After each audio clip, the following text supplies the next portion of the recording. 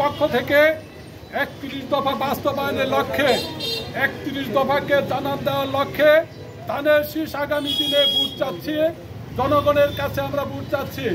আজকে যারা উপস্থিত রয়েছেন তাদের সকলকে আমার ব্যক্তিগত পক্ষ এবং জেলা বিএনপির পক্ষ থেকে সংগ্রামী শুভেচ্ছা এবং অভিনন্দন। আপনারা সামনে থেকে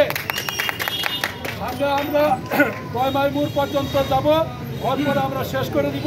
ওই পাশে আপনারা সকলেই সঙ্গে থেকে লিফলেট বিলি করে যাবেন, ৩১ দফা করে করে পৌঁছে দিতে হবে।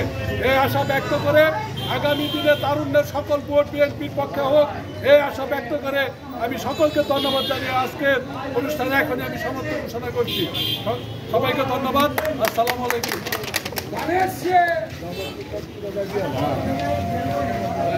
আমি রাষ্ট্রের প্রধান নয়, আমি শ্রমিক।